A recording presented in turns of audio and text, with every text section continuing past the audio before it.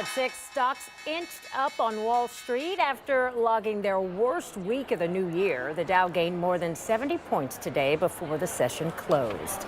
And despite the gain on Wall Street today, hiring has seemed to turn into now firing, leading the way with layoffs. The tech industry. 10 TV's Clay Gordon sat down with the CEO and chairman of JPMorgan Chase to see if positions here in Columbus will make the cut. Silicon Valley slashing jobs. In 2023, 10,000 layoffs at Microsoft, 12,000 at Google's parent company Alphabet. Meta, Facebook's owner, is expected to trim even more after announcing 11,000 cuts back in November. And Amazon has 18,000 on the chopping block. Company data gathered by Crunchbase estimates more than 93,000 tech workers in the United States have been laid off. A statistic I read is about 20% of the workforce is tech. Where do you see JPMorgan Chase? What do you see them doing with their tech force? Do you plan on cutting? Look, part of what we do is tech. And I always said tech's been just part of our core. In some ways, we're a tech company.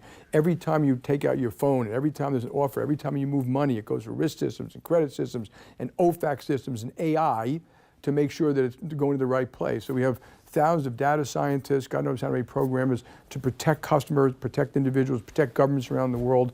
And if we don't do it, someone else will. We think like a fintech company. What do you want? How can I give it to you better, faster, quicker, or cheaper? So will any of those jobs be protected or cut? I don't think they'll be cut, but when you're a big company, you always have some going up and some going down, and some of it is definitional. But we've been making consistent investments forever in technology. I think we have 55,000 people in technology today. My guess is it will not go down. There may be certain tech jobs that disappear. I mean, we still use some very old programming that one day will be sunset. So things will change over time. Companies have to morph. The economic landscape is morphing here in Central Ohio. More jobs are coming to Columbus. What are you hearing from Wall Street? What are you hearing from Silicon Valley about Central Ohio? It's kind of booming.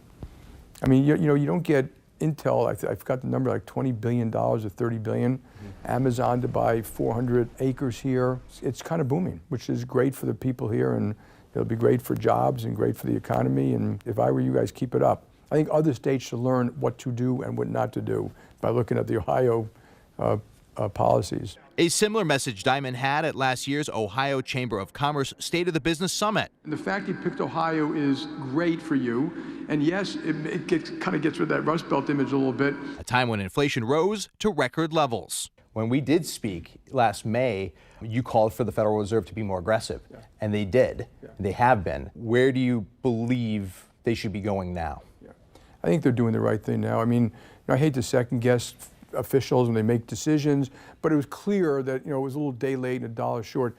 So too early to declare victory on inflation? I think it's too early. So what is your message to Americans? Mediocre markets, war in Ukraine, new tensions with China, and most importantly, cost of living is high. People are living paycheck to paycheck, not even making ends meet. So what is your message to those at home? We have the most prosperous, successful nation the planet's ever seen. We're going to be okay.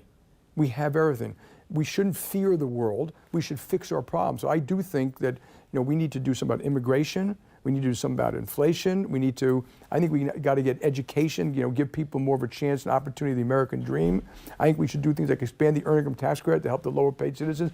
I think there are a tremendous amount of things we can do to help ourselves, help our economy, reduce the fraying of the American dream, invest in our military, and do a better job at diplomacy overseas. And we'll have another American century. Do you think with the current political divide right now, we could accomplish any of that? I'm hopeful. I'm Clay Gordon, reporting for 10 TV News. To see that full interview, which includes Dimon's thoughts on the United States sending aid to Ukraine and diplomacy with China as global economic tensions rise, you can watch it right now on the free 10 TV app for Roku and Amazon Fire TV.